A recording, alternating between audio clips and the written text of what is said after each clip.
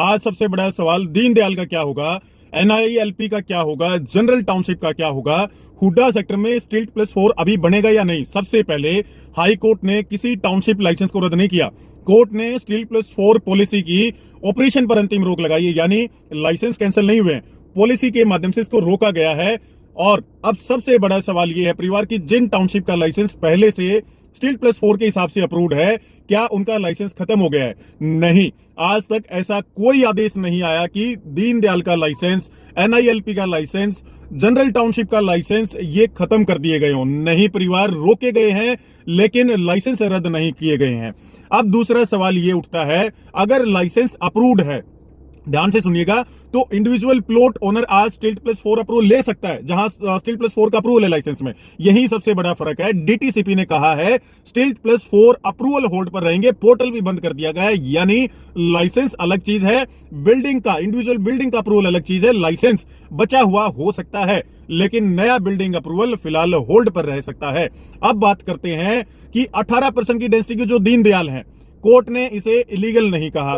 13.5 और 18 की दो डेंसिटी होती है, 18 में स्टील प्लस 4 अप्रूव्ड होता है। 18% डेंसिटी पर आधारित नई layout zoning service plan approval फिलहाल नहीं होगी।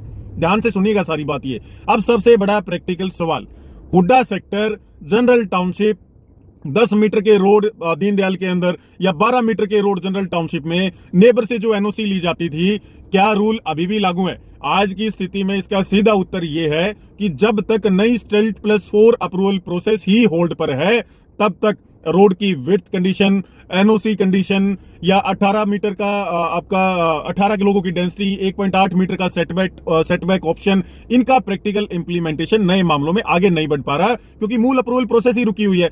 अब सबसे जरूरी बात, अगर किसी व्यक्ति के पास स्टे ऑर्डर से पहले फाइनल अप्रूव्ड बिल्डिंग प्लान था, तो मीडिया रिपोर्ट के अनुसार ऐसे पहले से स्वीकृत लगभग 5000 बिल्डिंग प्लान्स को इस स्टे ने स्वयं रद्द नहीं किया।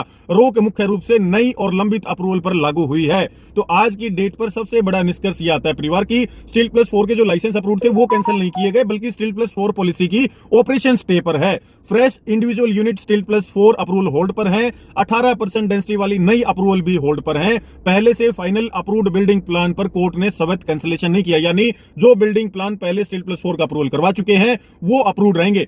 सवाल यह था कि if a township licence itself was granted on steel plus 4 basis, can every individual unit still obtain approval irrespective of the stay? Is not answered explicitly by either any court or DTCP.